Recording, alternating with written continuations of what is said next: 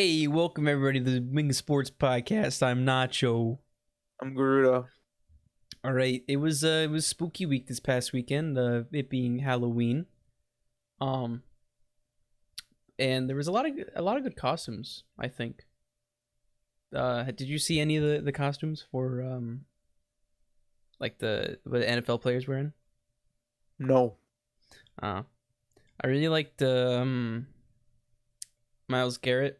He wore he was the Grim Reaper, and his like cape had all of the quarterbacks that he sacked on it. Oh, I did see that, and you know who wasn't on that list? Daniel fucking Jones. Hell yeah. That's what we like to see. But in other spooky news, the Braves didn't win last night, and now they have to win in Houston. But anyways, Tonight. go Braves. Yeah, they're gonna win They tonight. lost on Sunday, not yesterday. Oh, my bad, because they needed to take a little trip. For our YouTube viewers, Yeah. Game 6 will have already been decided. Tuesday, November 2nd, 2021. It is the top of the third inning. 0-0. Let's go Braves. Trade deadline. NFL trade deadline was today. Also that, yeah.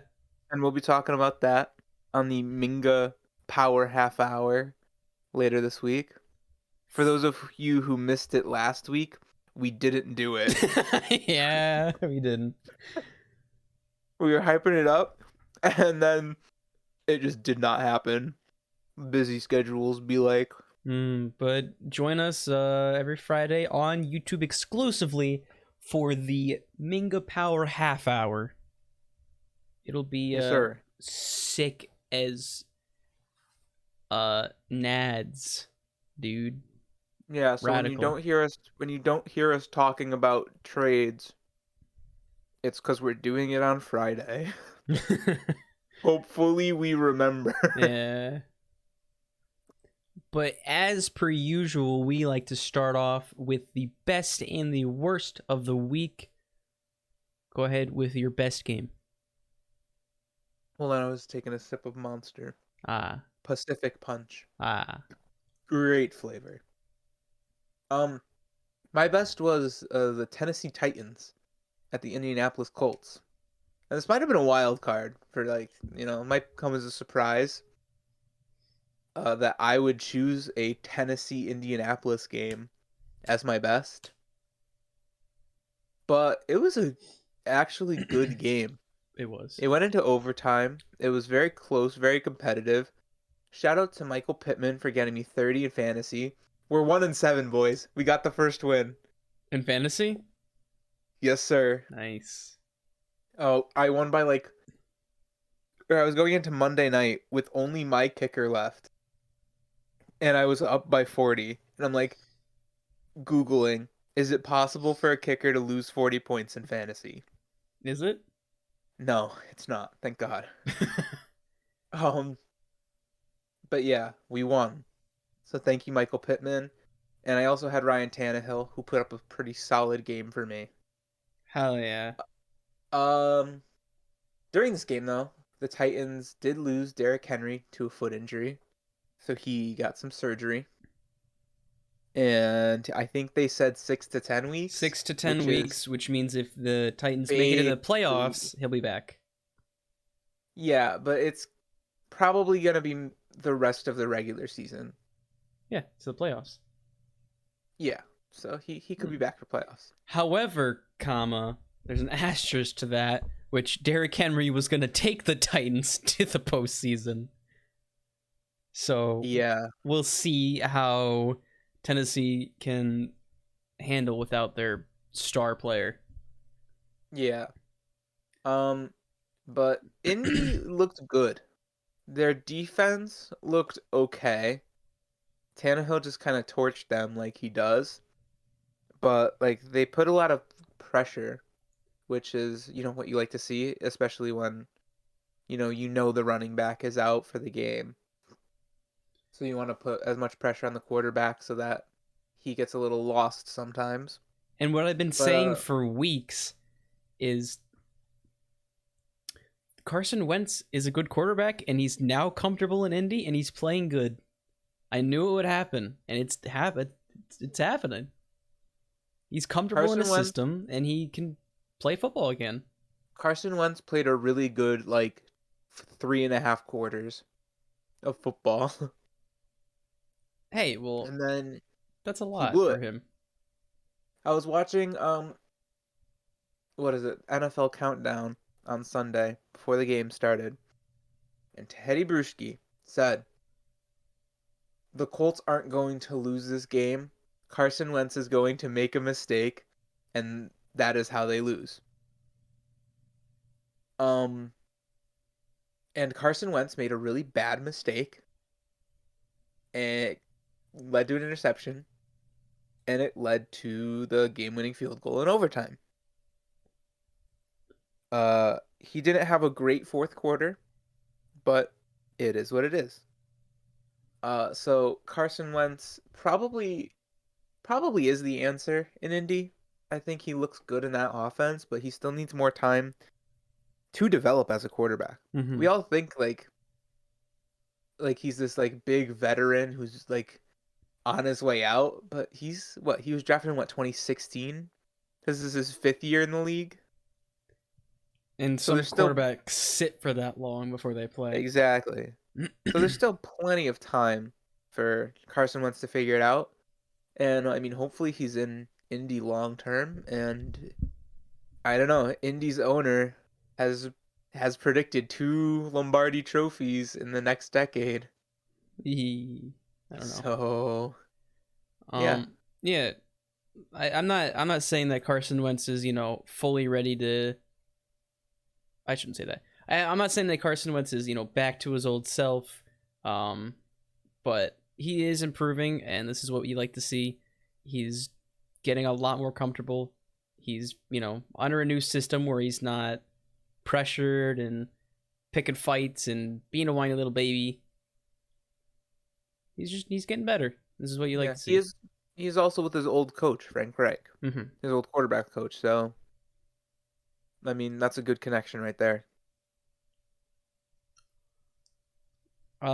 Anything else? No, that's it for me. Moving on to my best game, and surprisingly, Anthony asked me. He's like, "You want me to I put was down the shocked. New England game?" And I said, "No, Mike White for the New York Jets is the fucking GOAT." I had already put it in there, and I was totally prepared to not talk about it because I didn't watch the Patriots game. And I'm like, it's awesome. Nacho will talk about it and his best, and then we'll move on. And then he's like, no, no, no, Mike White. And I'm like, Although your man's really gonna put down the Jets? And he said, yeah. I'm like, all right. it is a runner-up for me because New England is getting very comfortable, and again, we'll talk about that later. But Cincinnati, it was a defensive issue. The Bengals offensively played great. They put up 31 points. That's hard to do in the NFL. I mean, it's against the Jets, but even still. Most teams should win if you put up 31. Mm-hmm. Like, same thing with Indianapolis. Indianapolis and Tennessee finished with the same score. Like 31-34. Like 31, that's like very winnable. It's just a defensive issue at that point. But when you go down the field, and I've said this before, that Zach Wilson, all he can really do is make super athletic and crazy throws. But what good does that do when you're not getting first downs? Because he does not get a lot of those. And then when he was taken out and Mike White was put in, all they did was they just, checked it down or got a couple of yards. They didn't go for anything crazy. They didn't get, a million picks. And then his first game starting, and again, the Jets had before the season started, 3 quarterbacks who had never taken an NFL snap before, which is not great for them. This is his second appearance in an NFL game. Mike White goes 37 for 45 with 405 yards, 3 touchdowns and 2 interceptions. Did you see the dude who bet like he bet like $10,000? Or no, he bet like $100 on Mike White having the most passing yards in week 8. And he won it Mike White had 405 passing yards. That's the most out of any quarterback this week. That He is won $125,000. that is also the most out of any Jets quarterback since 2000. God, who was the Jets quarterback in 2000? Let's see. Holy shit. I Chad cannot think of it. Pennington. Oh, that makes so much sense. Chad Pennington was the quarterback in 2000. And then what before that was probably Joe Namath. Vinny Testaverde. I forget he exists sometimes. Jets quarterbacks are always just so irrelevant. Like the only ones I can think of are Joe Namath and Mark Sanchez.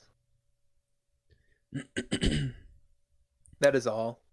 Those are the only Jets quarterbacks I could name. Yeah, the Bengals defense just had a bad day. They didn't play great. 31 points is not easy to put in the NFL, so the offense obviously did great. I think I don't think Zach Wilson starts anymore. I think he's now the backup. Really? I mean, I'd have to see it like a game or two from Mike White because we've seen a lot of these backups playing really great games. Taylor Heineke got a starting job out of it. Yeah. But also, if he does this and it, like, not saying put up 400 yards, but put up 200 consistently, not, just driving down the field and scoring, I don't see Zach Wilson playing anymore.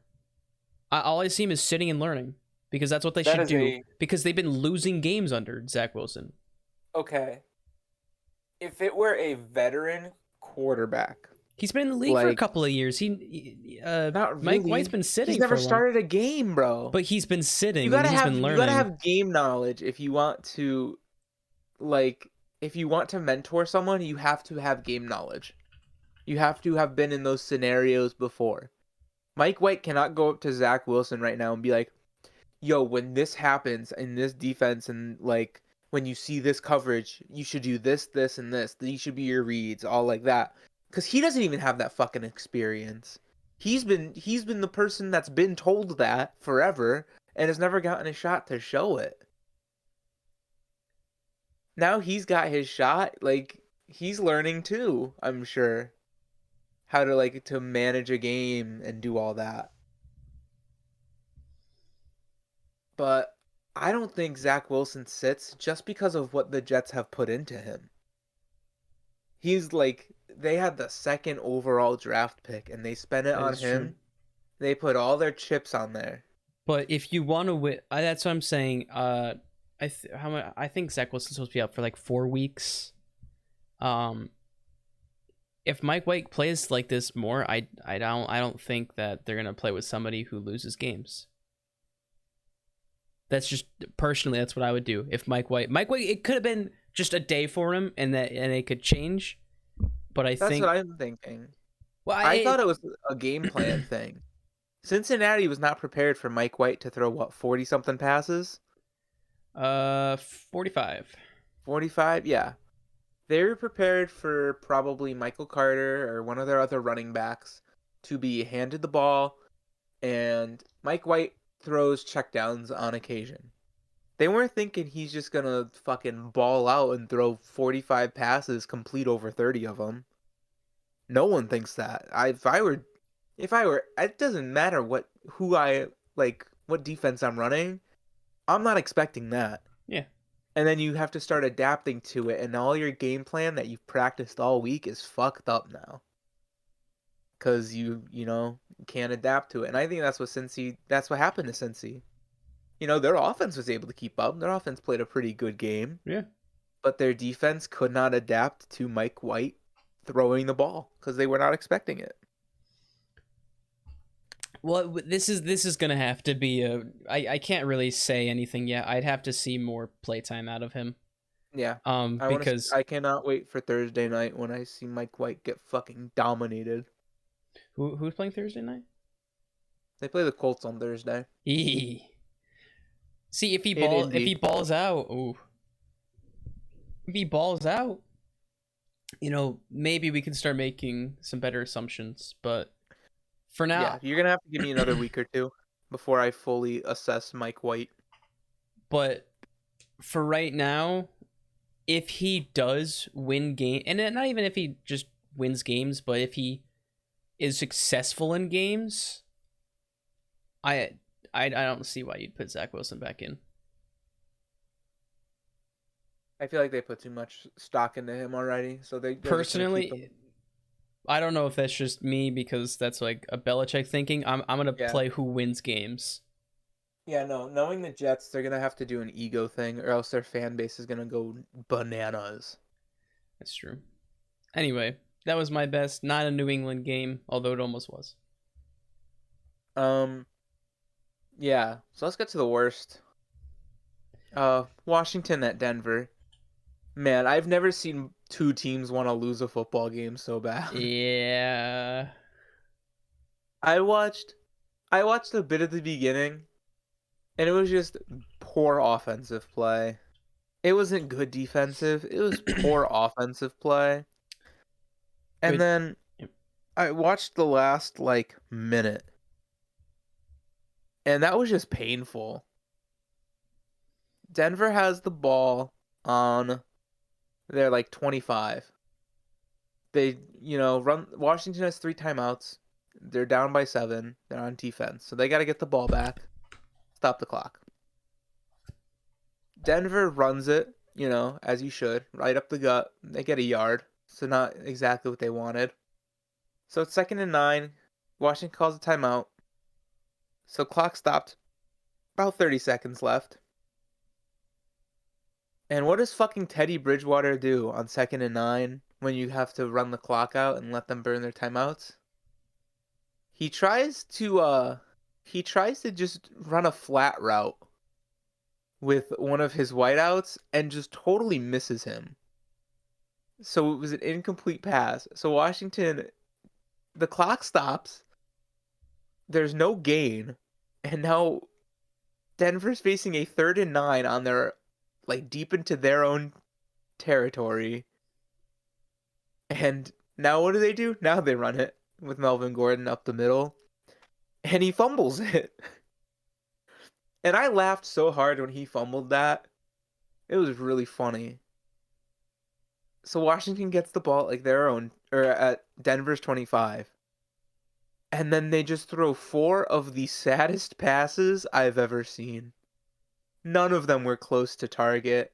They were either throwaways or just bad throws.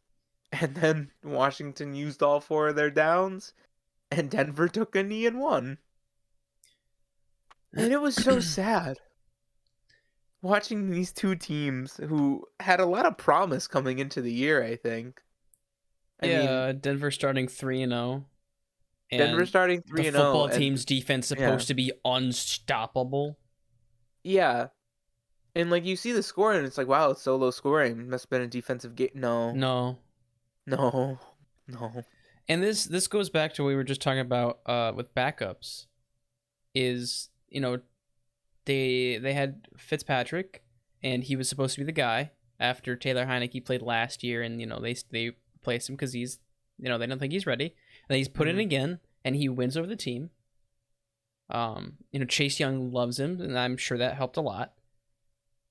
And the backups, although they have flashes of being good, it's like they have to start every week now, and they're not prepared for it.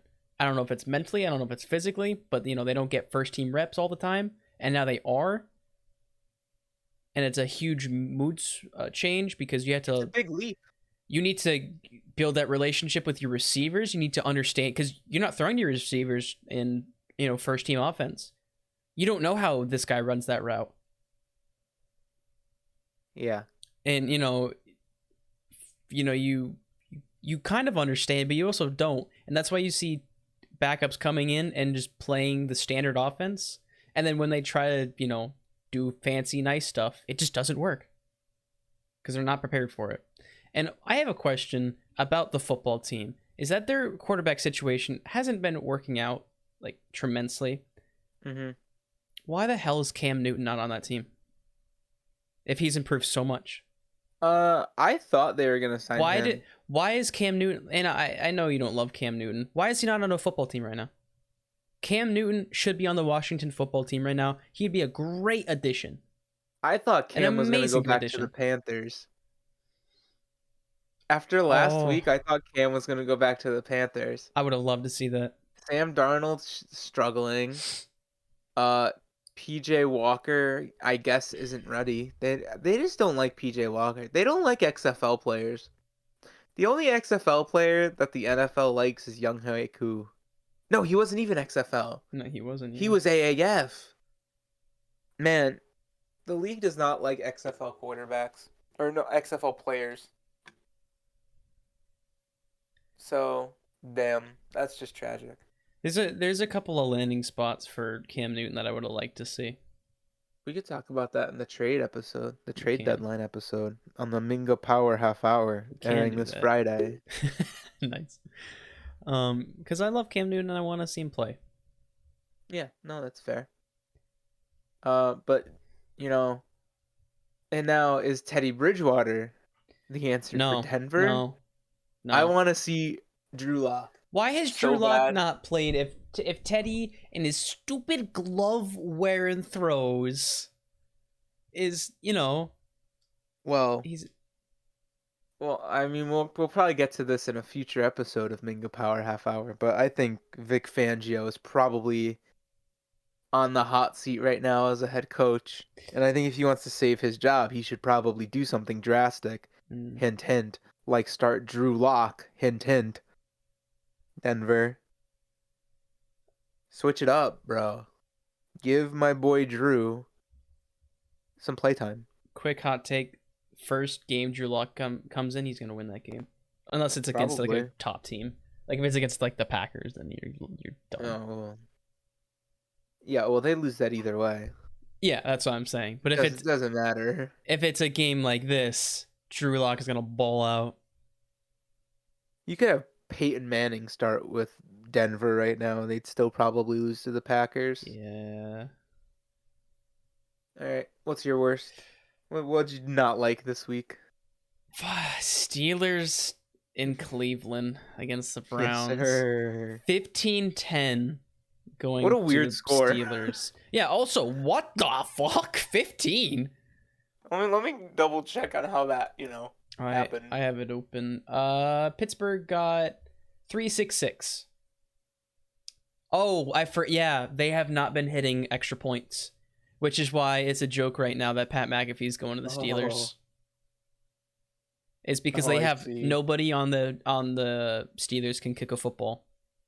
Oh, it's because Chris Boswell got injured. Mm-hmm. Okay. I think Pat McAfee should go back in the league. Play with Big Ben, I'd cry.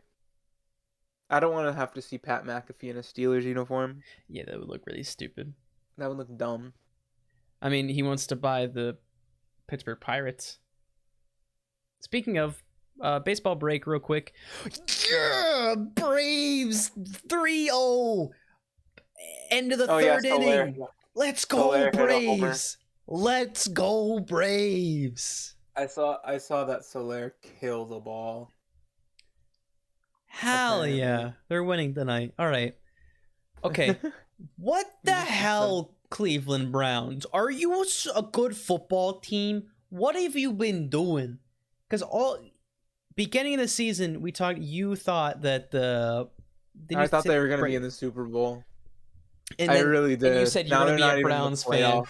And I was going to be a Bills fan, which, any team I'm a fan of just disappoints me. It's like inevitable. Every time I start liking a team, they just shit the bed. I didn't start getting into football until like 2017. And that's when the Giants started really shitting the bed. I've been into hockey for a little bit, and the Bruins always just break my heart. Yeah, they do. Like every year, they make it to the Eastern semis or Eastern finals, and then they just lose. The Red Sox have won, but that's about it. This year they kind of shit the bed. Yeah, but they weren't supposed to be where they are, so we're proud of you, Red Sox. Yeah, yeah. Like, but also get someone other than Excuses. Kike Hernandez who can hit the baseball. Thank you. I know. Because But all we did was like, hey, Schwarber hit a home run. Hey, Kike hit a home run. Okay, who else can do that? Oh, nobody. Uh-oh. yeah, but every team I'm a fan of is just like, or like I root for, they just always find a way to lose and to break my heart and disappoint me. So the Browns are doing that this year, I guess. Uh, they've had Case Keenum playing for an injured Baker Mayfield. Baker played this game. I'm sure he's not fully healthy, but he wants to play anyways.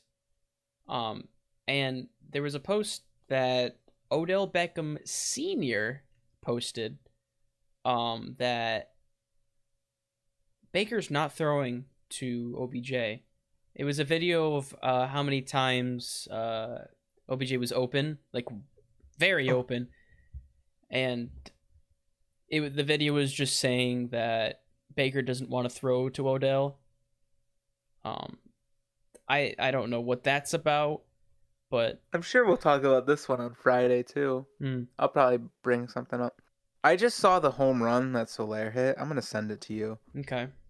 He hit it out of Astro Park. This is what we like to see, isn't it? Minute Maid Park. Like out no. Or It's it might be Minute Maid Park. pretty sure it's Minute Yeah, Maid. cause Tampa's Tropicana Field. But yeah, you should just look at that. Was it on my phone? Yeah, I sent it to you on Instagram. Oh my god! I think he got all of it. Not too sure, but I think so. Like, no doubter, the millisecond it touches the bat, he destroys it. He sees it. Like, he could fully see the ball every second and just destroys it. That's awesome. Let's They go say Braves. projected 450. That Oh, looks like more. That looks like more to me. But it is what it is. Um. Anyways, the Browns suck. Uh, yeah. the the Steelers, I feel like are running on false hope. You know, they keep winning, barely winning close games against crippled teams and like or like underperforming teams or something like that. But like I don't know. I don't think they're that good. But then I just saw a post that's like, are the Steelers underrated? No, I'm like, no. they're properly rated, If I'd say. anything, they're properly rated. I'd say they're properly rated. You know, they're not the worst team, but they're not winning a playoff game, I don't They're think. grasping at straws at this point. Yeah.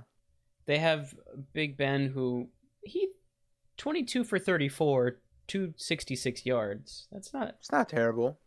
um. He's gonna a bit of help from his receivers. Mhm. He's throwing the ball a lot more than we thought he would.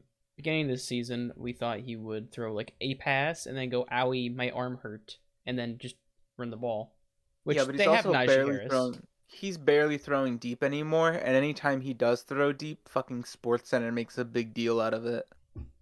Cause that's just how sports media really works. Uh, Oh, someone wasn't expected to do this all season. He does it once. Now let's go fucking bananas over it. So yeah, I don't think Pittsburgh wins a playoff game. Um, I think they got a chance at making the playoffs, but the AFC is so competitive. yeah, I and could probably, especially I go could ahead. see 10 teams with a chance to make the playoffs, like easily, in the AFC alone. Yeah, and the So AFC some North teams is are gonna just get so snubbed. brutal right now. I could see all of the AFC North teams in it if the Browns pick up the slack. Yeah, the Steelers are gonna do like, oh, they're not gonna have a bad season, but they're gonna do okay. Hmm. The Browns, I mean, last year they played great in the second half, but they can't really afford that right now. They need to start playing great Yeah, now. especially when they are in probably one of the best divisions in the league. I would say the NFC West and then probably the AFC North. Or I might flip-flop them now that I'm like thinking about it, cuz Seattle's kind Cause, of sucks. yeah, because it's only kind of the Rams and Cards, and then the 49ers sometimes. Well, this Seattle's always in it as long as Russell Wilson's healthy, but he's not healthy. Yeah. And the Niners it seem to be always in it, except they never Injuries. have anyone healthy. I think if you have a fully healthy NFC West, they take it. But right now, I might put the AFC North as the best division in the league. I could back you on that. Yeah. Yeah, but it was just not a good game, not a high scoring. You think people are starting to think they want to replace Baker Mayfield because of how poor the Browns have been doing. The Browns need to figure something out because they have on paper a great team and they are 4-4. I don't know. I'm starting to lose some confidence in Baker. I'm starting to hop on that train because he I hasn't been performing as well as he should have. I And I know need he's injured, I but need more still. games out of him before I hop on that train. I mean, I think he's played enough games this season for me to know, but is what it is. On Anyways, on to my personal and fan voted favorite segment. it is fan voted favorite. That is true. That certainly was a game. This week, Woo! this week, the Giants at Chiefs certainly was a game. Yeah. The Chiefs came in as 10-point favorites. Everyone's like, this is the week Patrick Mahomes gets back on track, whatever. He's gonna be good. And then, next thing you know, Patrick Mahomes is the first quarterback this season to hit double-digit interceptions. So congratulations to him. Um, but the Chiefs still end up winning, unfortunately. No thanks to Travis Kelsey, their, in Madden 99 overall tight end, Dude, who I no, think hold got up. 4 fantasy points this Hold week. up. No, I'm not even gonna lie. We locked him up. Dude, we had James Bradbury on him. That is true. We didn't have Bradbury on Tyreek. We had him on Kelsey. Bradbury locked him up. I was so happy. I wasn't like too upset with how our defense played. You hold No. like what is widely considered a top tier offense to 20 points. I'll take that any day of the week. The only thing that killed us is discipline and clock management. Oh my, the Joe Judge talks about how he wants to be a disciplined team, and yet every time we're in these crucial close game situations, we let up a big penalty. We let up some offsides, we let up some we had a taunting call, and it's like it wasn't none of these taunting. things should be happening. And I know. None of these things should be happening if you're really running such a disciplined team. And I'm starting to lose my patience with Judge. As much as I like his mentality, he's not executing any of it. And then clock management, he starts blaming it on. Hey, did you see what he blamed it on? No. He blamed it on the headsets not working properly. Oh, come on. So he had to call timeouts because the headsets weren't working properly. He's It like, I don't know what's going on with those, but that's got to get fixed. it And he's like pissed, and I'm you like, have a oh play caller no. on the field in Daniel I'm Jones who like, should be able to handle the off. If you're an NFL starting quarterback and you cannot handle the offense by yourself, making your own plays, calling your own plays rather, yeah. you cannot do that. He said that, and I'm like, it's done.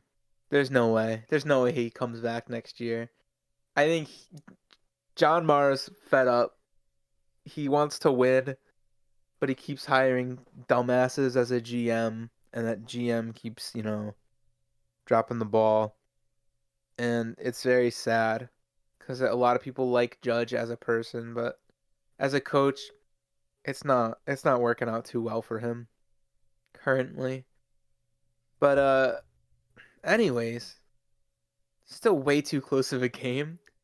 But Daniel Jones is 0-7 in primetime games, and he's the first ever quarterback to not win one of their first 7 primetime games.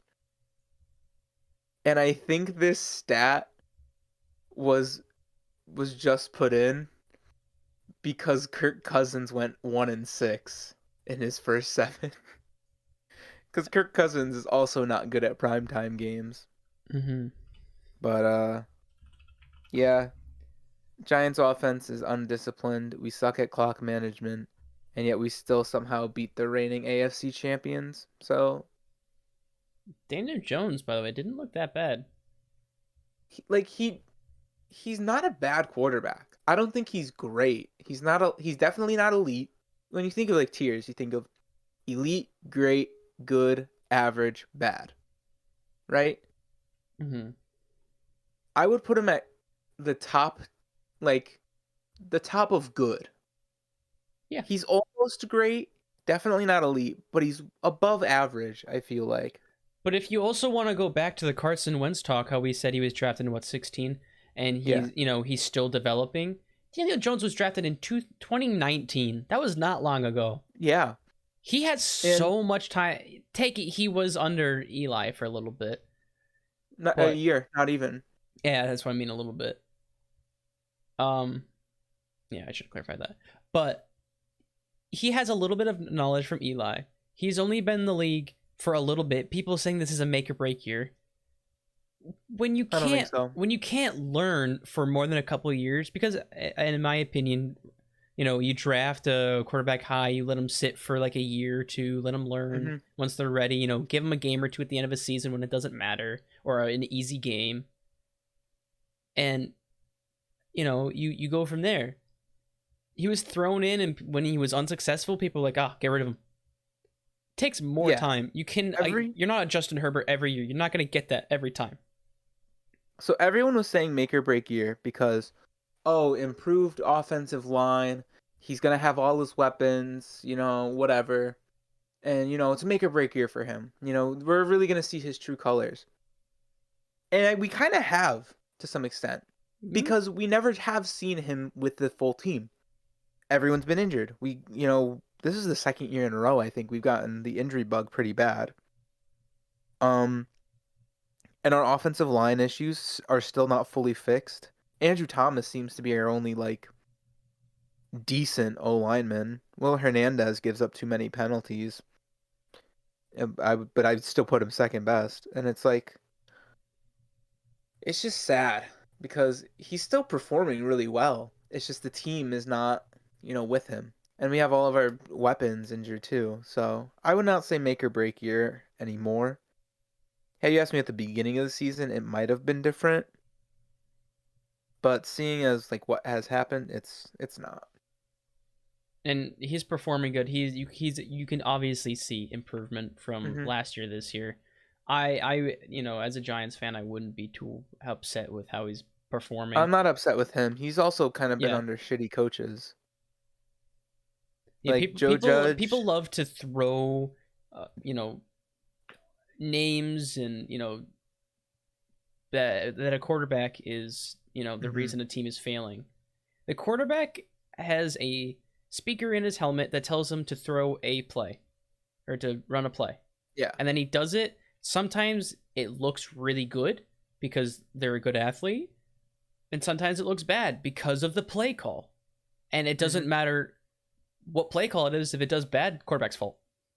And sometimes it is. That's a Yeah. given. But I think his first year we had what? I think we had Pat Shermer. What an awful fucking coach. I think Pat Shermer's probably he's the offensive coordinator right now for Denver. So that shows you about how good of a coach he is. Um but yeah, it's disappointing, but to see that the Giants season is basically over, but high hopes for next year, right? at least you'll get a nice draft pick. Two nice draft picks. Thank Oh, you, that's Bears. true. Thank you, Bears. Uh, let's go into the other games. Oh, before we get into the other games, actually, Yep. uh, Las Vegas Raider wide receiver Henry Ruggs, star wide receiver out of Bama, was charged. What was it, this morning? It was Yeah, this today. morning I think, November 2nd, and like 3 a.m. Charged with DUI, crashed into someone's car going very fast, and actually killed the person. So I don't know if any disciplinary action has been taken yet, but he was taken into custody, and I think that the Raiders are going to release him. I think they just have to at this point after, he literally took someone's life due to negligence. And he was impaired, so he was either drunk or high or something. But yeah, it's just so sad to see something like this happen, And especially to someone who's balling out. you are in the National Football League. You know, a lot of players, they go from high school to college to the NFL, and it's their first job. And it's strange adapting to it, the work life. But you were at the top of football. You're an adult. You cannot be doing this. You are a role model for all Hmm. the kids in Pee Wee football who want to be like you. You cannot do that. That is completely unacceptable of you. Yeah. And that's all. You You're you can't blame it on, you are under the influence of whatever substance. That's your fault. You chose to drive. That you cannot be doing that. you were a top 12, I think, top 12 draft pick. Like, you got money, call an Uber. Do not drive impaired, It doesn't matter how please. nice your car is. I bet he probably has a nice car. It was a Corvette. Yeah.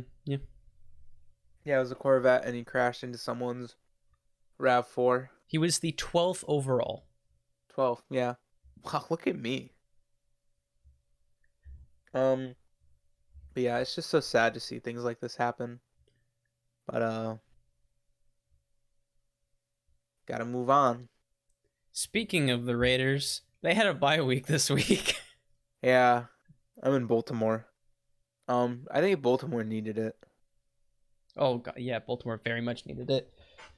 They Coming had off that of big a loss against the Bengals, but they needed yeah, to recuperate. yeah, maybe work on some better game plans. I think, but work on your schemes and whatnot. And I think they're gonna bounce back. And I was a big Baltimore hater at the beginning of the season, and now I'm like, I can't hate on them. I, They're I good.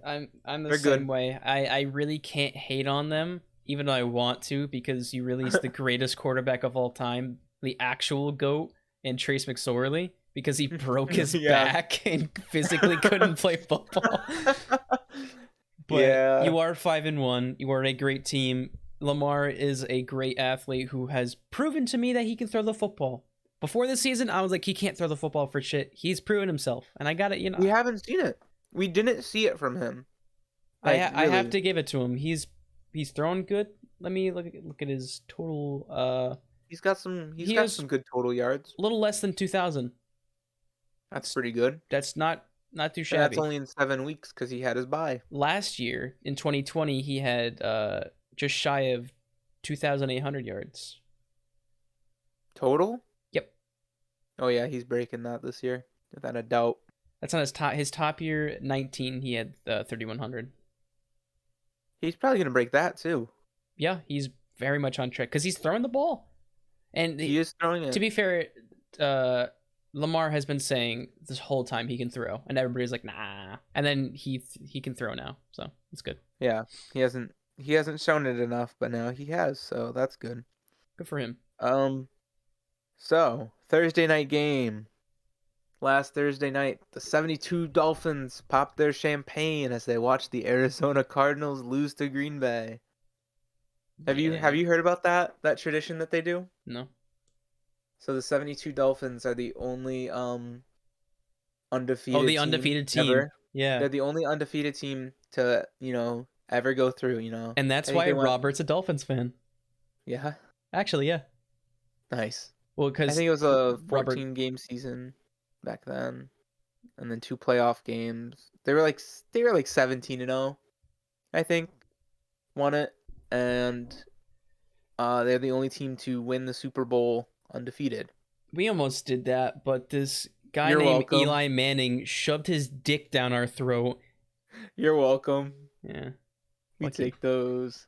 But every year, once the last undefeated team uh loses like their first game, then the 72 Dolphins who still remain, like those who are still Hmm. there, they get together and they pop some champagne. And I think that's the best tradition in the I National love that. Football I League. love that. It's just like right now, especially right now, it's just a bunch of old dudes. Um, but rest in peace, Don Shula. And also rest in peace, AJ Green, because he's about to be a fucking criminal in Arizona now. He had a miscommunication with Kyler Murray on like the last play Oh yeah, of yeah. the game, which led to an interception. I think he thought it was a running play because he looked like he was just straight up blocking. But why would you ever call a running He play looked like in he that didn't block. scenario? He ran the route and then stopped at the top of his route.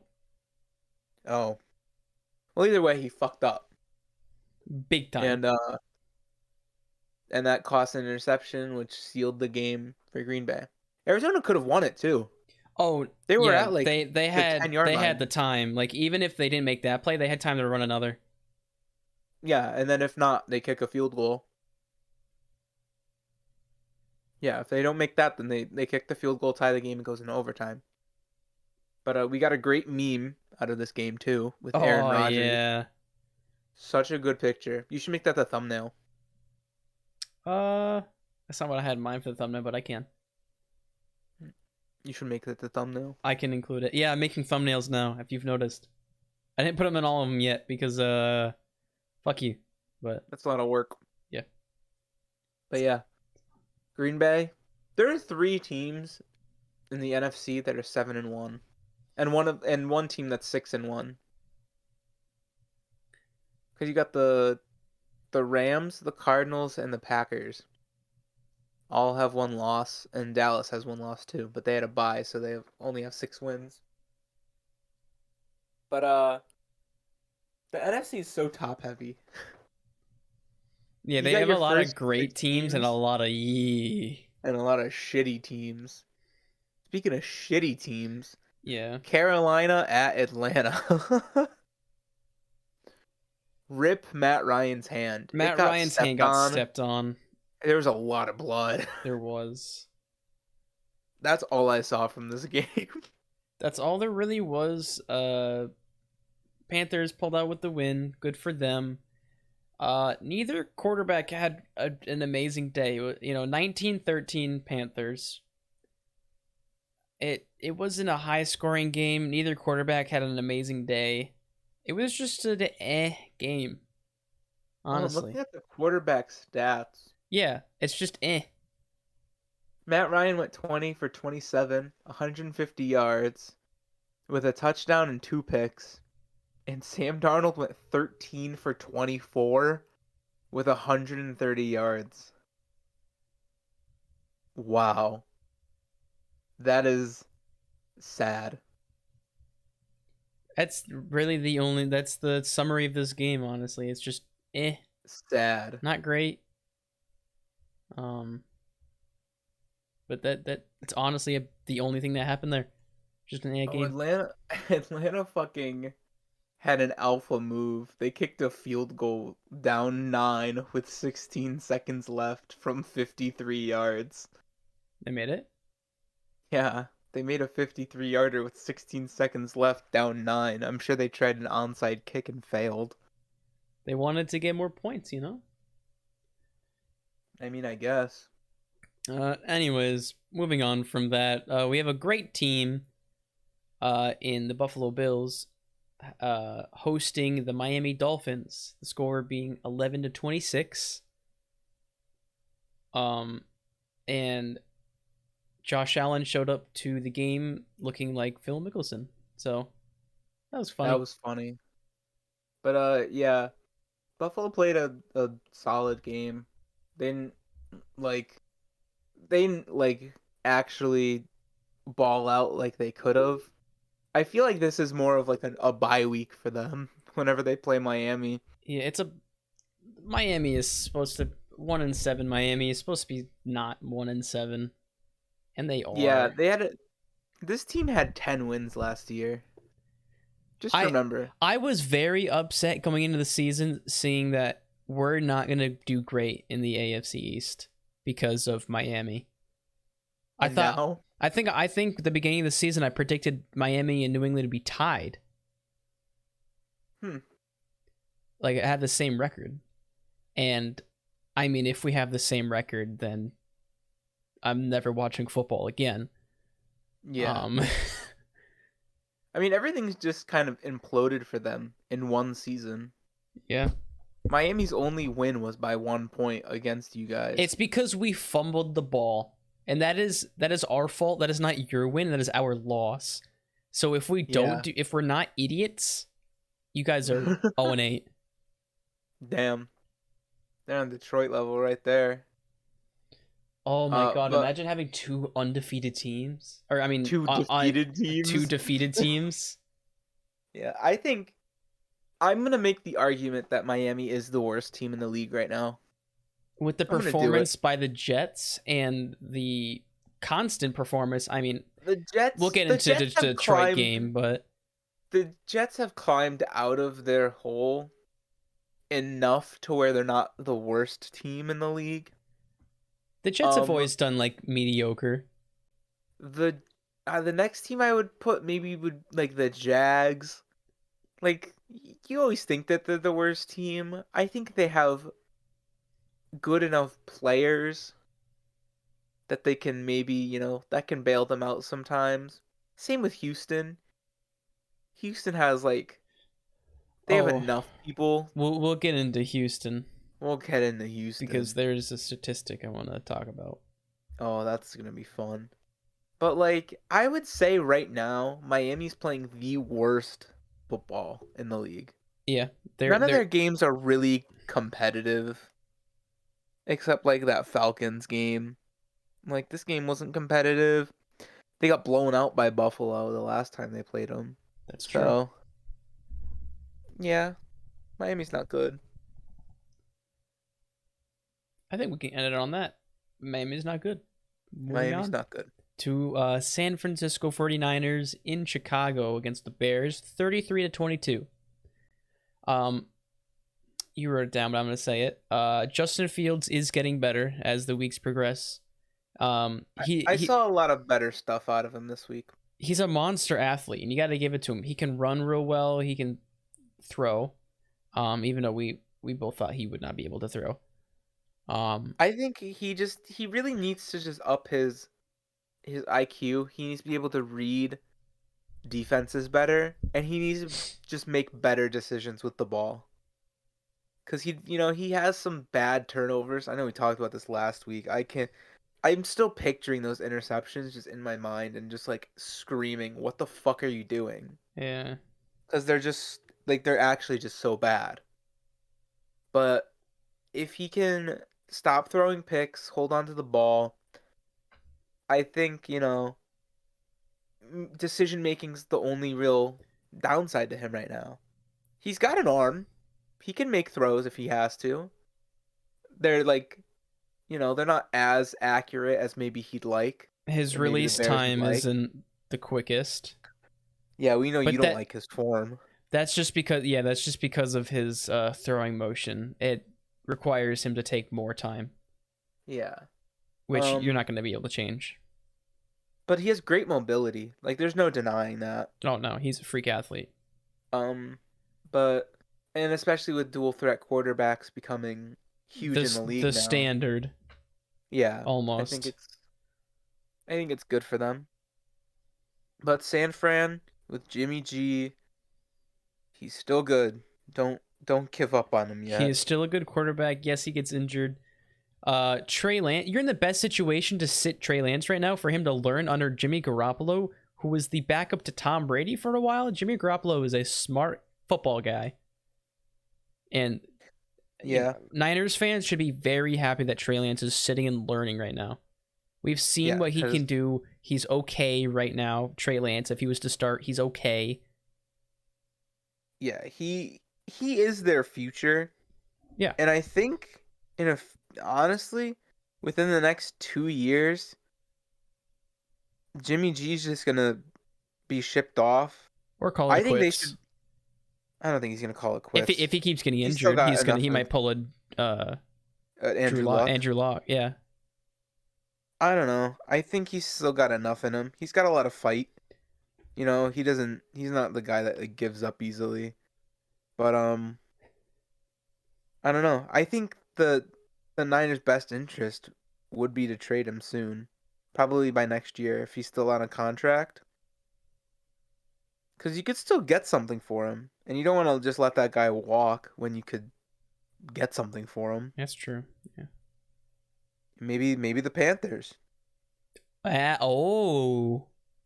Okay, what I'm picturing him I'm in, just I'm picturing in a spitballing here. Panthers uniform, and It that's doesn't look off. right. That's bad. Doesn't look right. But we But get I'm just used to it. spitballing here, you But know? that's not a bad idea. Yeah. Or dare I say it, Detroit. Oh, poor guy. But that is such a good spot for him. That would be a good spot for him. I'm just thinking about that. They would win games. Hmm. Think of all the close games that Detroit had this season. They would have won those games with Jimmy G. Yeah. Yeah. Now that I think about it, that's a good idea. I know. It's a great landing spot for him. Yeah. Speaking of Detroit, they lost. Okay, so Shocker, I know. this Detroit had a bad day. It happens. We both predicted Detroit last week too. Everybody did. Everybody and their brother did. Everybody thought the Eagles wouldn't do what they did. And the everything worked out in Philly's favor. They played one of their best games. And Detroit, I think, just kind of had an off day. They scored 6 points. And I'm pretty sure it was a rushing touchdown. Probably. It was by Jermar Jefferson. I don't even know who that is. I don't either.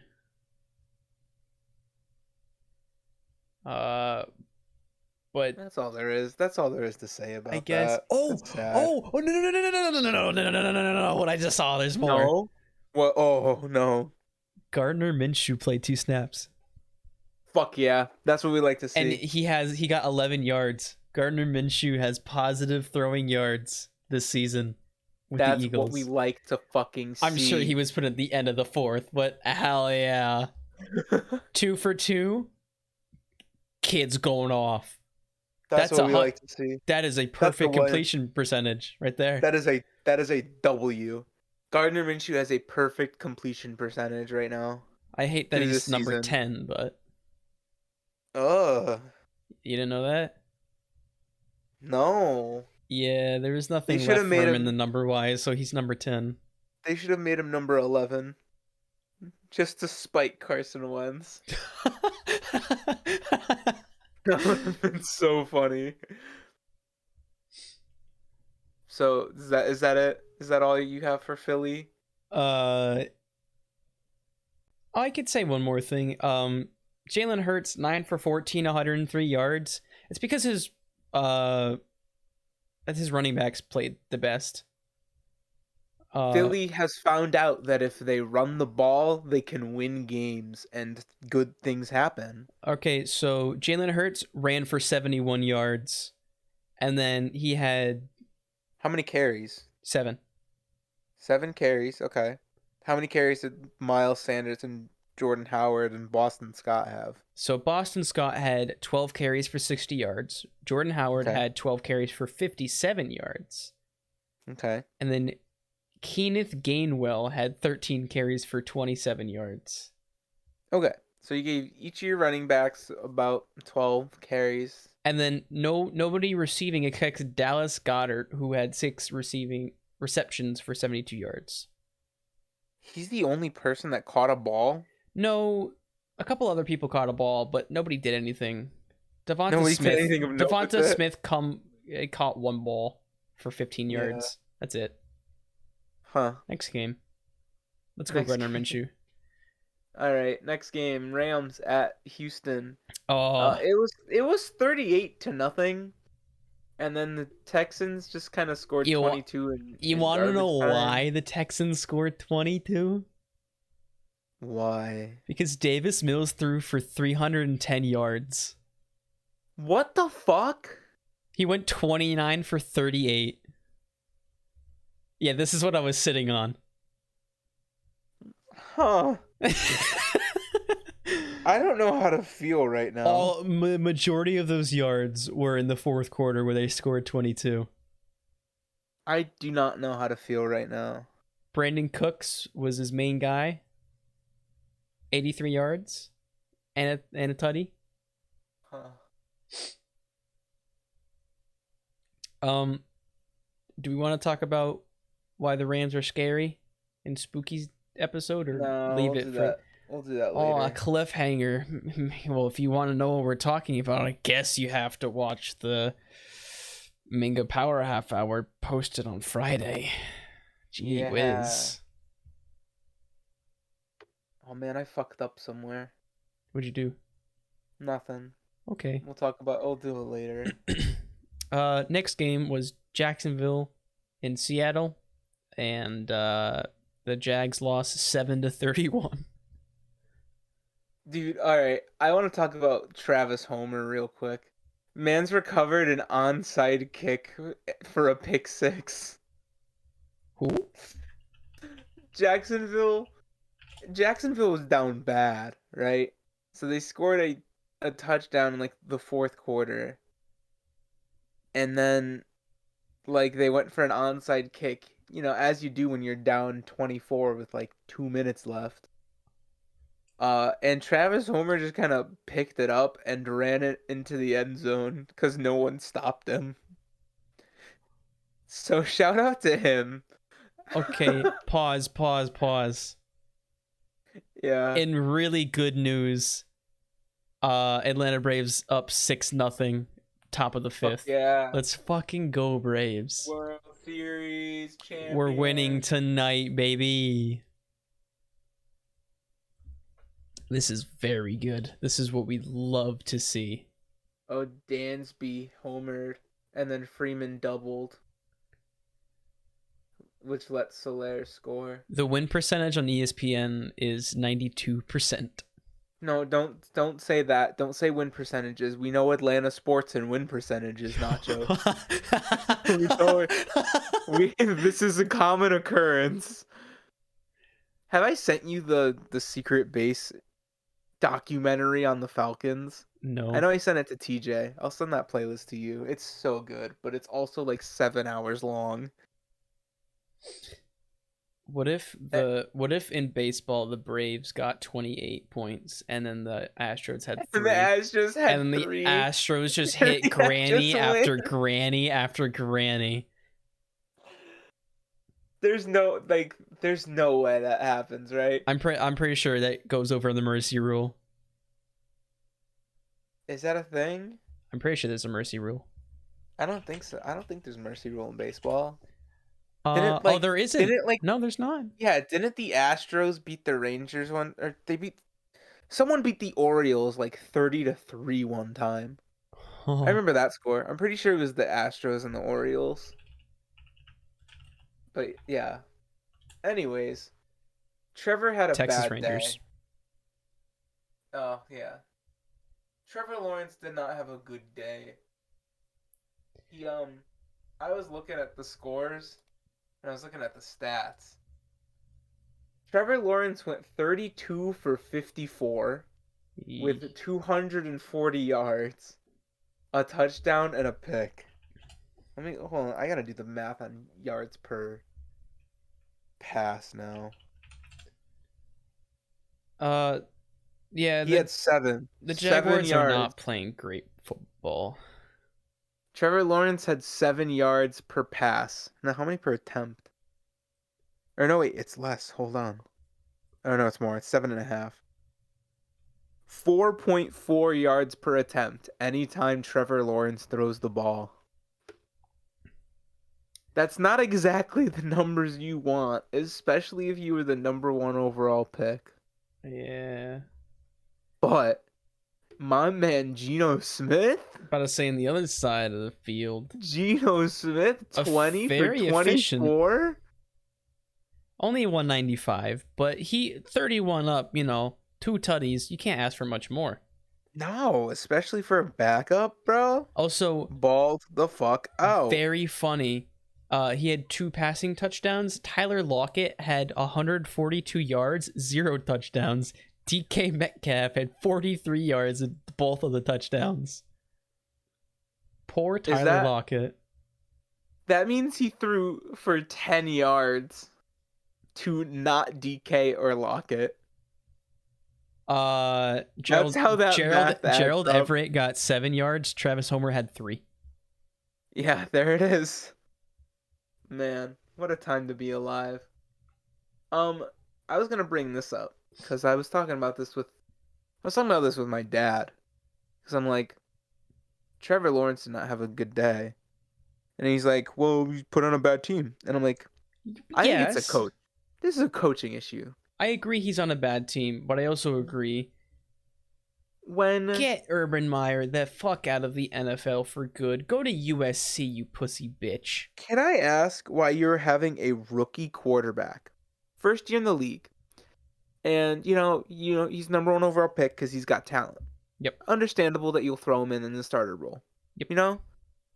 When you have like when you have Carlos Hyde and you had James Robinson, but James Robinson got injured. Why are you having him throw 50 plus passes a game?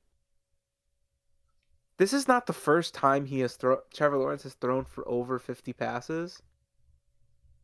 And why are you having him do that? He's a rookie quarterback. He's still learning how to manage a game. He's still getting used to the NFL. He should not be having to throw 54 plays. And what is it? What's the rushing? How many rushing attempts? 3 rushing attempts for Trevor Lawrence. No, not for Trevor Lawrence, just in general.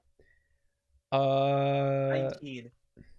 19 rushing attempts to your 54 passing attempts.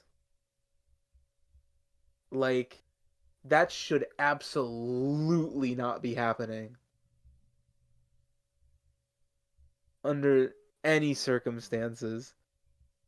No team should have that ratio either, at all. I don't care if you're prime Patrick Mahomes, if you're Lamar Jackson, you should never have a ratio where the number of rushing attempts or your number of passing attempts is almost triple the number of rushing attempts. They need to do something there schematically. Yeah. Urban Meyer needs to get out. Urban Meyer needs to get out. He's lost respect in all of his chances. Yeah. The only thing is, he is at the one organization where I can see them actually keeping him. I think Jacksonville and the Jets probably have the 2 worst front offices, in my opinion. Maybe Houston, after Bill O'Brien mess. But at least they won, when Bill O'Brien was making good moves. But I think Jacksonville probably has one of the worst front offices, so I can see Urban Meyer staying for another year. Even though he probably shouldn't. He absolutely shouldn't. I do not think he should still be coaching in the NFL, at least as a head coach position. Yeah. He hasn't done good. No, and I think when you have weapons on this team. Yeah, that's the thing. They played good against the Bengals in Thursday Night Football. Yeah, you have James Robinson. Well, you had James Robinson, when he's healthy, can be an elite running back. Carlos Hyde as your backup running back, he's not bad. He was pretty good on the Seahawks. He was just, he's always been in a running back 2 spot, but he plays it pretty well. And then for receivers, you got Marvin Jones. You got I always mess up his name. It's like Laviska Shenault, Chenault. something like that. Yeah. He's like underrated. Jamal Agnew, great returner, good receiver. Tavon Austin is another underrated receiver. Like you have guys who can make plays. It's just something's going wrong with like play calling and coaching. Yeah, we could talk forever about how bad of an organization Jacksonville is. Just move to London. We all know you want to. Move to London. I want the London Jaguars. Oh, that is Oh. certainly is. Yeah, It but certainly is a name. then you could say that you're world champions now that you win. People complain about why um when you win sports you're the world champion. It's because a bunch of ethnicities and races and cultures and stuff. But Yeah, America's a melting pot. yeah, but then you'd be across the world at that point, and you only know Yeah. how to win in London, so it might not be a bad idea. Listen, I don't care what happens. I'm pretty sure the fucking what is it? Well, currently it'd be the Atlanta Braves would probably kick the ass out of the fucking Japanese national baseball team. Let's go Braves. So I think it's correct to call them the World Series champions, especially since like a lot of MLB players come from like the Caribbean or Japan now, you know. Yeah. Like Shohei is really helping. We already had a few Japanese players in the league, but I think Shohei is going to pave a way for a lot more to come in, which I'm kind of happy with. Yeah, I'd love to see a lot more culture, being included in the Hmm. MLB. And of course, you take top talent. Well, it's a lot easier to play who's gonna win you games in baseball because you Yeah. switch guys every game. Yeah, like I don't, like the Red Sox I don't think played the same lineup twice in a row this year. No, it's like, oh, you have this guy in their lineup. Mhm. Okay, well, we're gonna change our right fielder. Exactly. And even if they did, they definitely didn't keep the same batting order. I think the most consistent we were this year was keeping uh like JD at 3, Bogarts at 4, and Devers at 5 for like the first half of the season. Yeah. That was the only consistency in our batting order for half of a season. Kind of got off track, but Jaguars are bad. Jaguars are bad. Seahawks are still kind of good, even with Geno Smith, Seahawks are the all legend he right. is. I'd say they're all right. They're good. I'd put them at good. But moving on to Go off. I'm just gonna let you talk. yeah, going on to my New England Patriots going into LA against the Chargers in SoFi, winning 27-24, which I predicted, not that score, but we'd win by 3. After last week against the Jets, we've been a little more ready to move our play calling out and be excited about the plays we have. So our offense is starting to really step up and really learn. The Chargers, who have been playing great football under Justin Herbert, have been, you got beat by the Pats, who are not supposed to be good this year. Mac Jones threw for 18 for 35, which it was, again, that's always a mix between receivers not catching the ball and him making bad throws, which it was both. 218 yards. He did not get a throwing touchdown, but that was due to our get out of my trash can, cat. That was due to a The pick Gunter six. shirt ass. Gunter. We had a rushing touchdown. Or actually, we had 2 pick sixes. No, we didn't. We had 2 interceptions. My bad. By Adrian Phillips, I believe, number 21. who really turned the tide in the fourth quarter. The defense though stepped up a lot. We had some great plays against an electric but offense in the Chargers. Again, supposed to be a great playoff team. The Chargers, they're supposed to go deep, or at least that's what they're saying. Everybody's saying deep in the playoffs because they play like it. But on the other sideline, Justin Herbert did not get a lot of help. Justin Herbert, he looked fine. He didn't have an amazing day, but he didn't have a bad day. What I was seeing is his receivers were not on the same page as him. They were just not clicking. There was a lot of it looked like bad throws, but when you see it, the receiver just ran a different route to what Justin Herbert wanted them to throw. So when Justin Herbert threw it to where he wanted, and he got it in the spot and a catchable ball where he wanted it, it led to Adrian Phillips' pick six. And it's just the Chargers need to, I don't know what's wrong there. I don't know if it was just another off day for them. If they need to, Herbie and my cat's falling off of his little pedestal.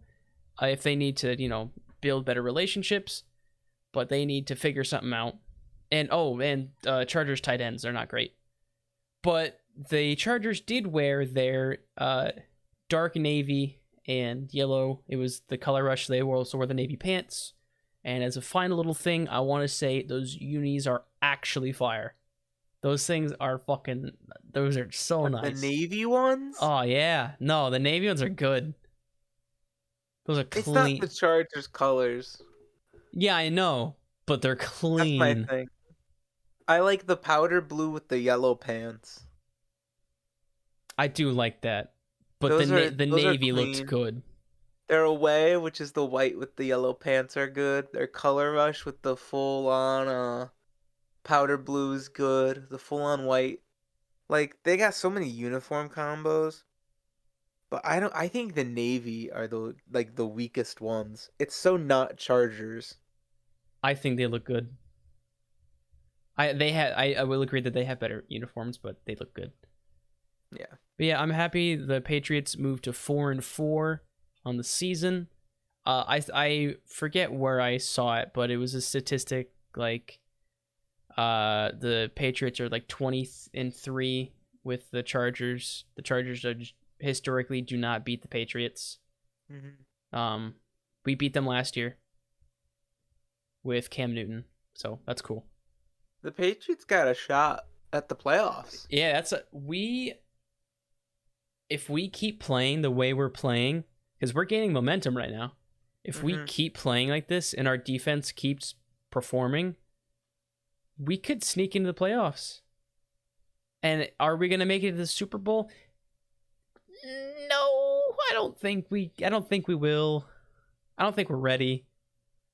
Maybe we can have like a good game against somebody, but no, not yet. But I mean, if we make it to the playoffs, I'll be very happy with our rookie quarterback, who has been improving tremendously week after week. Mac Jones, I love you. All right, I think that's all you got to say. Yeah. Patriots good. Chargers, they did all right, but Chargers still good, but not good week. They didn't have a great day. Yeah. So next game. This was a big game. This is a big shock. Tampa Bay goes into New Orleans and loses 27-36. Brady throws a pick six in the final minute. They were up by, I think the Bucs were down by 2. Brady had to pull off a 2-minute drill, missed one pass, and then threw a pick six. Brady, the comeback kid, I think it was like a minute, less than 2 minutes. That is way plenty of time for him. It was like a minute and a half, I think. But what really shouldn't have been a pick six because nobody could tackle him. He caught the ball and then looked around and said, "Oh, I'm gonna run," and then someone missed a tackle and he just walked into the end zone like nothing happened. I've never seen someone want a touchdown more than whoever picked that ball. Like he caught it right on the sideline. He like looked around. He's like, I could do this. He like, I think he had 4 missed tackles or something, and then dove and hit the pylon or like hit the corner of the end zone. He wanted it bad, but you know, it was a good game for from the Saints. I think they played really solid on offense and defense. And they didn't even play with Jameis Winston. He left the game with a knee injury, which was later torn ACL MCL, And is out for the season. out for the season, which left Trevor Siemian. Yes, Trevor Siemian is the dude who broke his leg on the Jets when Sam Darnold had mono. Just saying. Uh, so he led them against Brady, and he played a pretty solid game. Yeah, he did not play bad. Let me pull up his stats real quick, 'cause I'm pretty sure they were actually kind of good. While you do that, PJ Williams caught the pick six for PJ the Williams. Saints. Okay, yeah. That was, I Trevor think, one of the only things he did that game. Trevor Siemian went 16 for 29, 160 yards, and a touchdown. No picks. So that's good. Those are good numbers for coming in halfway through cold. And then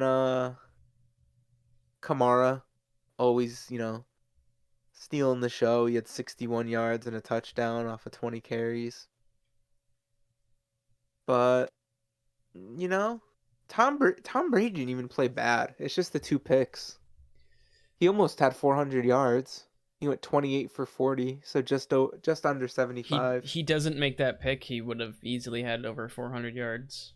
Oh yeah, because on that play alone, he would have that dude never would have won $125,000 off that bet. That's true. Crazy what happens. But Jets, Jets. Do you want to hear Tampa Bay's leading rusher? Go ahead.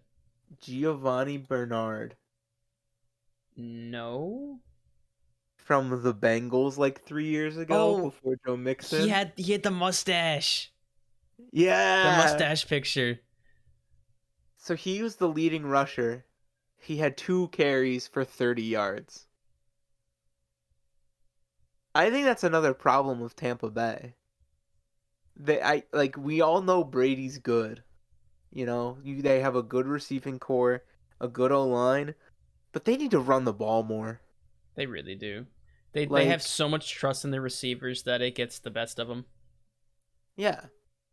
So Not to say that they don't pop off, which they do. They have, like the greatest quarterback of all time mixed in with great receivers.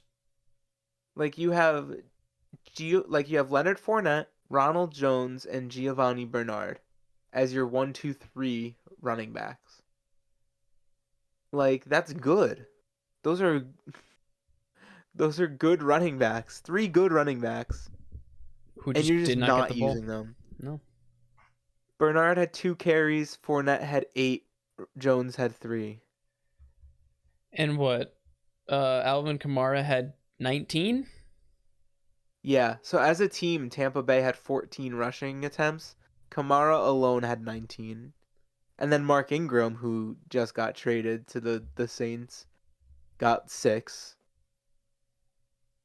And then Brady went 28 for 40. So another example of a team that is passing the ball over double the amount of times they're rushing it. 4 passing touchdowns and 2 interceptions for Tom Brady. Mm-hmm. And And 3 sacks. Yeah. The only reason that they get away with it is Tom Brady. I think if they have almost anyone else, they lose a lot more games than they do. Yeah. The Bucks aren't gonna win the Super Bowl this year. You I don't. can put me down on saying that. Their only hope is playoff Tom Brady. That is their only Yeah. only chance. Um, but yeah, that's it for that game, I think. Moving on to our Uh, last game of the week. Sunday Night Football. Before this, what is it? CeeDee Lamb just, you know, it got released that CeeDee Lamb has had to pay $46,000 in fines this year already. Did you see Yeah. that? Yeah, I did. That's why I wrote it down. Oh, Oh, I didn't. yeah. There we go. Okay. I was wondering why you said that, and I'm like, okay. But CeeDee Lamb has been fined a lot, mostly because he got fined for that taunting against the Patriots at the end of the game. Yeah. Uh, his socks weren't high enough one time, which that one's a little BS. I'll give him that one. And then an untucked jersey or untucked shirt under the jersey, whatever, twice. And if he gets a third one, then it's a $45,000 fine. Is the next one. Why are the fines so much? They make a lot of money as is. Yeah, they don't really need to be You fining know these. players like Yeah, 20 grand for a you know petty these thing. players are millionaires. If you're the NFL and you're like, we can find this player for this, why not like get the most out of it? Because then you just be putting money straight back into your pocket. I guess. It It also makes sense as a business standpoint for the NFL, but it's kind of a dick dumb when you're move, looking yeah. at it from a fan perspective and a player perspective. It does get you to follow the rules though. A lot more. Oh yeah, it's like when Tom Coughlin coached the Giants, he fined you $400 for every pound, or was it 400? Yeah, I think it was. He fined you $400 for every pound you're over your weight limit, or something like that. Damn. But yeah, I didn't watch this game too much. I saw Cooper Rush did pretty well, He the did. Cowboys backup, because Dak did not play, which smart. As much as I don't like the Cowboys, good decision by them. He really wanted to play. He really Yeah, wanted to play. Yeah. yeah, of And course. I knew they should have sat him, and great decision to do so. No, Because I'm he would have hurt himself. Just plain and simple. He would have exactly. hurt himself. You pay him the big bucks for a reason. I didn't like the contract he signed. No. I'll be honest. I thought he's getting paid way too much money, and I still think he's getting paid way too much money, especially when you're that injury prone. But you want to keep a guy like that healthy, so you sit him during games like this. And Cooper Rush went 24 for 40, so not terrible, not great, but not terrible. He did throw for 325 yards and two touchdowns, but had one pick. I mean, backup numbers are great. That's why I said earlier, backups are having a fantastic time in the NFL, though. hmm This was like a very good. This was a good outing for a backup. Mm-hmm. Kirk Cousins, he didn't play terrible. He went he went 23 for 35, 184 yards and a touchdown. So he didn't play awful. It's just Kirk Cousins never plays great when he needs to in prime time.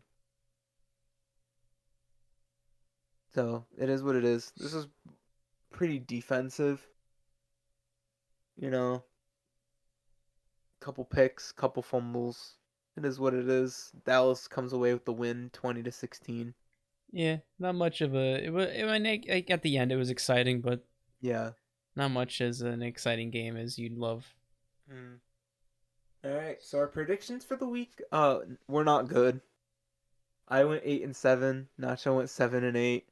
And this is where I was saying, "Oh fuck," because I realized I fucked up the numbers on the predictions, and I don't remember our exact records on the season.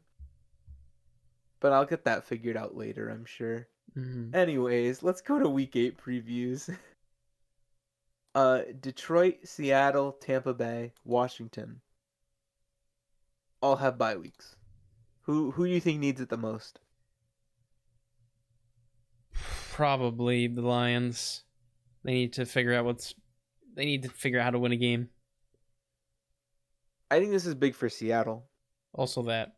It gives them another week where they don't have to play for Russell Wilson to get healthy. Yeah.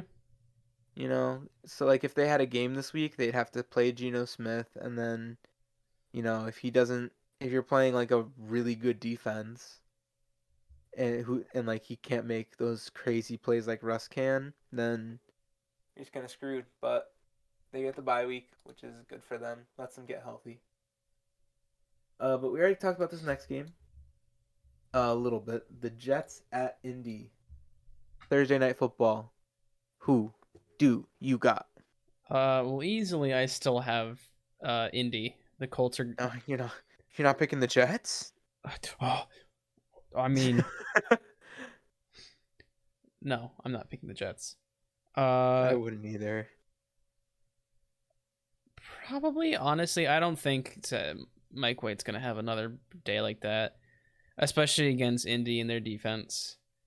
Hmm. Uh, Michael Pittman's been playing great for them. Yes, sir. Big fantasy pickup. I'd. I traded him. I got him in a trade, by the way, for Cole Beasley. Oh, they got swindled. No, Cole Beasley's been putting up numbers. It's just he doesn't start them. I don't know why. He's like, I was thinking about starting Cole Beasley, and I'm like, you should have. He put up 21. I'll put it Indy by like just 14. 14. Yeah. I got Indy by 10. I think there's definitely a chance that it exceeds that by a lot, but I'll go by 10. Mm-hmm. All right. Cleveland and Cincinnati both coming off of big losses on the 1 o'clock slate. Who wins this one? I would have to give it to the Bengals. It's gonna be a. I don't think it's gonna be a hugely scoring game, but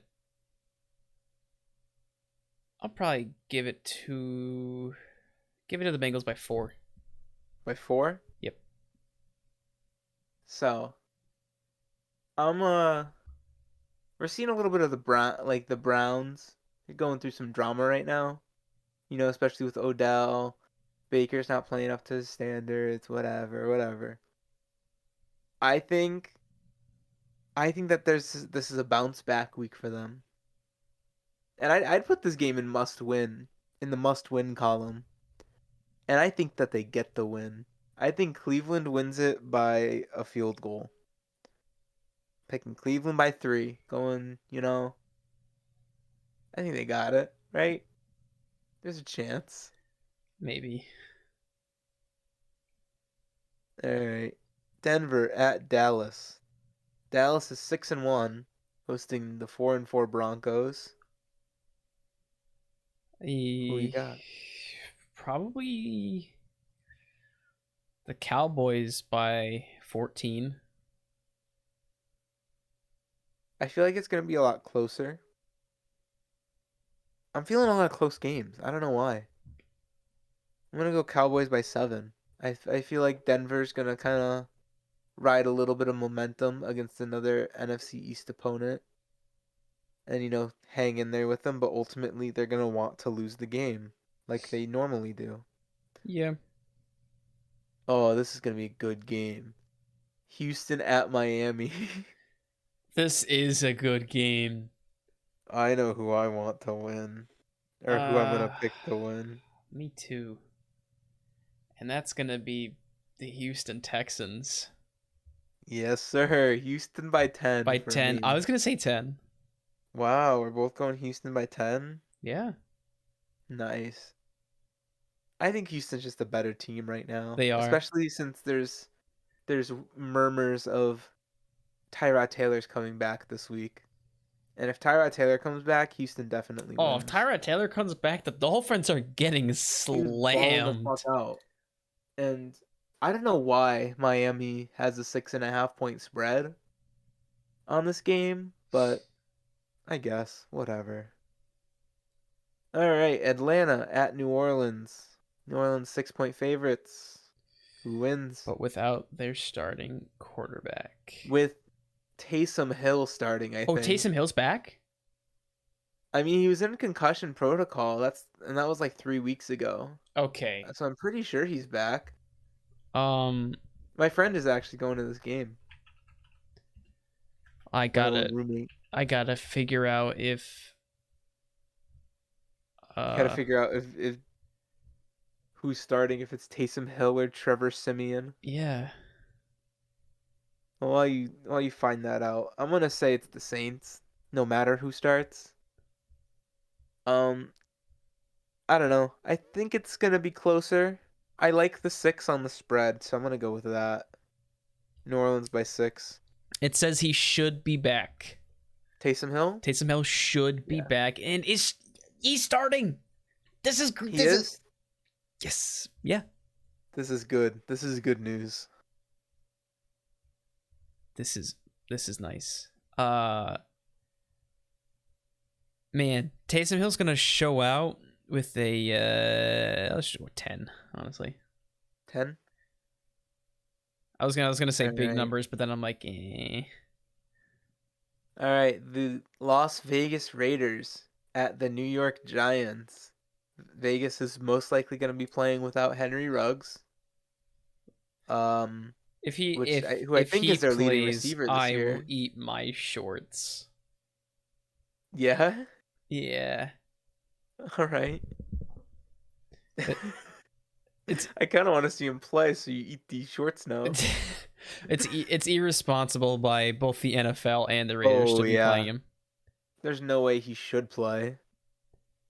So with that being said, who you got?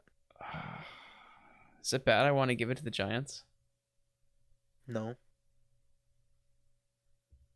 I could feel a smile in there as you said that. Why? Because the Giants. Okay. I don't know. I think you do want the Giants to win. Yeah. I do want the Giants to win. Do I think it's going to happen? I'll give you know what? I'm gonna do it. Actually, Yeah? God, it's so hard. Yeah? Because I said I wanted to, but then they're Wait, going against the really? 5-2 Raiders. Yeah? I don't know if you were actually going to give it to them. I was about to, but I'm contemplating. I really want to, but I think it's a little unlikely. Yeah, that's fair. I'll just go by 3. Raiders by 3. Raiders by 3. Close game. All right, I'm going to take the Nacho approach. Giants by 6. We got this. Easy. Easy. I wanted to. I really did. I think the Raiders are really falling apart as just a team. Like they're doing good on the field, but off the field, man. Also, didn't you give it to the Chargers last week? I did. Say, hey, it works out. I hope Yeah. I hope you get this one right. I hope I'm wrong. Thanks. I appreciate it. Speaking of which, Oh my yeah. New England Patriots are going to Carolina, baby. Yeah. Yeah, and we're gonna win by 14. You're gonna win by like 21. Yeah. The Panthers are not looking good. They went 3-0 against teams that went like what, 2-7 or something, and then lost 4 straight, and then just beat a sorry ass Falcons team. And the Patriots just came off of a big win against a playoff team. I think I like the Patriots here. Thank you. By what? Right. 21. Yeah. Oh, okay. Yeah, you said that. Okay. Keep it in the AFC East. Buffalo at Jacksonville. Who you got? You know what? No. Don't You know what? Don't even say it. I'm gonna give it to Buffalo. Me too, actually. Wow. I'm gonna give it to, oh God, against the Seahawks. What was the score? 31. They lost by 24 to the Seahawks. I'm gonna go I'm saying 28. 47, 48. 48? They're, Holy shit. because how we scored like 54 The Jets. against the Jets, they're gonna do like the same. I'm saying 28. They're gonna I don't win think it's gonna be that big of a blowout. 45. We'll go 45. Oh yeah, because that makes a big difference. It's gonna not be great. Yeah, no, it's gonna be a blowout. I didn't think it was gonna be that bad. All right, Minnesota at Baltimore. Yeah. I don't know who to pick right now. I do. The Yeah, Ravens. how much? Probably by 13. I want to pick Ravens by 3. Really? I think the Vikings have somewhat of a shot here. Like, no, I'm not saying like I feel like it's just gonna be close. You know, They do play they close play close with. games. I feel like the Ravens and Cowboys are sort of similar in certain aspects. And the Vikings lost by 4, and it was in prime time, so Kirk Cousins isn't playing that great. But I think, I think Ravens by 3. It's gonna be a lot closer than a lot of people think. Okay. All right, moving to the 4 o'clock games, we got the Chargers at the Eagles. The Chargers are only 2.5-point favorites, which shocks me. But I think they're gonna get themselves together. This game, the Eagles' offense is really not that bad, so I think it'll no, be it's just probably a their close defense. scoring game. And I'd say Chargers by just well, by 7. I'm saying Chargers by 16. Fuck the Birds. The Philly defense is bad enough to where the Chargers are just gonna fucking destroy them. And the Chargers defense is somewhat competent at least, so they can stop the Eagles. This next game, I saw this, and this is our first even spread of the season so far. Who is the idiot who's doing this? I don't know. I don't know how you call this Because even. they're wrong. I Green do not know Bay how. in Kansas City is not even. I think the only reason why is because when you are the home team, you automatically get -3 on the spread. Uh, Just because they count home field advantage as that much of a difference. So yeah, Green Bay was how'd that probably work out for them favored last by 3. time? I mean, they beat the Giants last night, but it wasn't pretty. Yeah, that's what I mean. Yeah. I think Green Bay is just gonna fucking stomp. I was There's no, gonna say the same thing. if there was a game for Kansas City to get their shit together, it was last week. It Yeah. was against the Giants. Um, they're gonna be facing a Green Bay team who just beat the last undefeated team.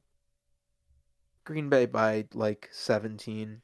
Kansas Is City's not good enough right now. is They're a De- bad football is team. Devontae back? Is he not COVID Yeah, anymore? and Lazard. Oh, I'm gonna put a higher They're score gonna be then. back. Yeah, they're gonna beat Kansas City by like 17. What did you say? I said 17. Oh. How convenient. Watch them win by 17 now. Arizona in San Francisco. I saw a lot of analysts picking San Fran for the upset here. I don't see it. I'm I, gonna say Arizona by 13. I think it's a lot closer than some people may think, but Arizona's gonna want to not lose again. I'll just go Arizona by 10. I agree. They're not gonna lose this game. San Fran's gonna play it close though. Close-ish. Mm-hmm. So I'm gonna go actually by 7. 7? Yep. All right. This is gonna be fucking a wild game. Or it was gonna be a wild game before Derrick Henry got hurt. And now Um, it's gonna be a Tennessee, blowout. Tennessee in Los Angeles against the Rams. Without Derrick Henry on Sunday Night Football. So the Titans did sign Adrian Peterson.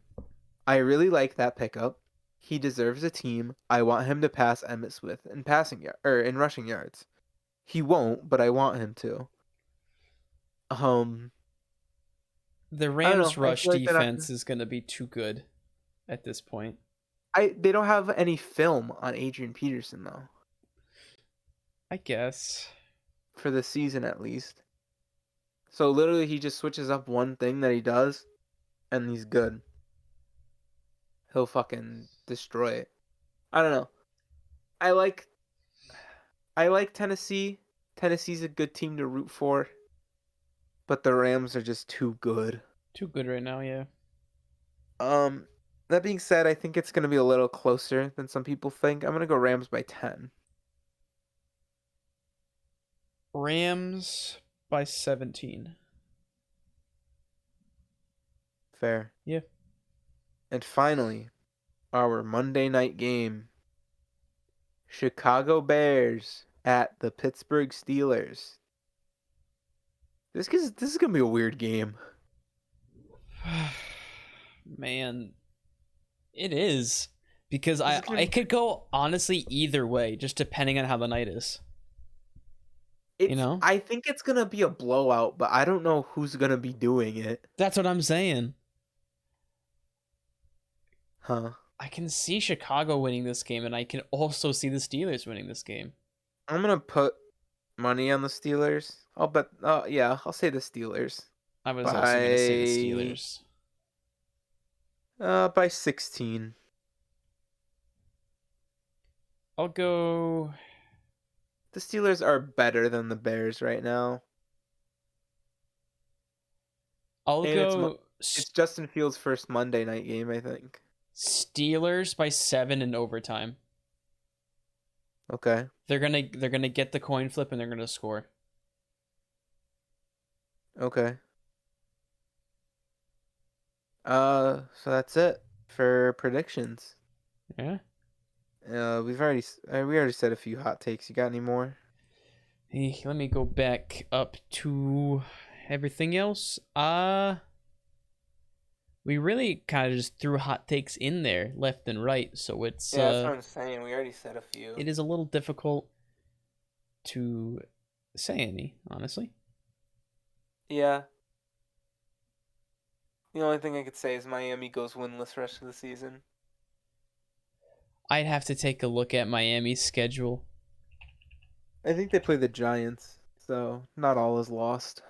They play the Texans and the That's this week. I cannot wait Jet. for that Oh, game. that's correct, and the Jets. That is gonna be such a good game. Uh, Oh, they play the Jets? they do. They play their Oh, yeah, second well, game yeah, against the they're Jets. divisional. Duh, I'm dumb. Or they play two. The next, they haven't played the Jets yet. They play 2 games against the They play Jets. twice against the Jets. They play against Houston, and they play against the Giants.